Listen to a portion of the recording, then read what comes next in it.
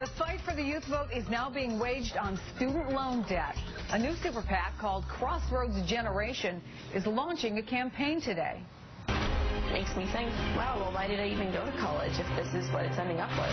Somebody broke back home with mom and dad before they even got started.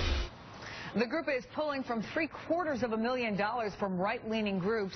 MSNBC's Richard Louie is with us now, and boy, they're really pushing this message, aren't they? Yeah, they are, Chris. You know, Crossroads Generation has pointed this number right here, $1 trillion in total student debt across the country. The Super PAC is launching its social media ad campaign targeting younger voters today. This is their website right here. It highlights numbers like unemployment of young people. This number right over here, 2 times higher than workers over 25, it says. Now, the group faults Washington, hoping to swing youth vote, the youth vote that the Obama campaign has counted on, for instance, back in 2008. And skyrocketing student debt may help put this vote in play. 94% of students have borrowed for their higher education, says the New York Times. That is, in this case, 19 out of 20 hats. Back in 1994, half that number needed to do that. The amount students owe, though, when we look at this number, is not small. According to the Federal Reserve Bank of New York, last year's average student debt is over $23,000. That's a big number.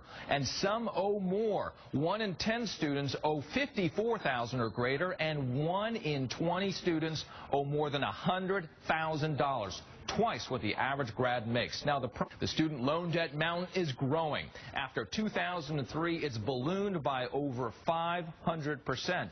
That would be okay theoretically if students could afford that when you look at the numbers, but their disposable income has only inched up, and you have to look at the huge gap. Now, where the mountain is highest, these 11 states you see right here, most are in the Northeast and the Midwest. Students in New Hampshire, they have the highest debt, about $30,000, though Michigan, number 11, is not too far behind. What you'll notice, Chris, here is that 4 are battleground states, and Republicans will not forget that as they try to woo the most indebted college generation. Yeah, in the meantime, the president has been out talking about that. Joining me now is CNBC contributor Ron Insana, author of How to Make a Fortune from the Biggest Bailout in U.S.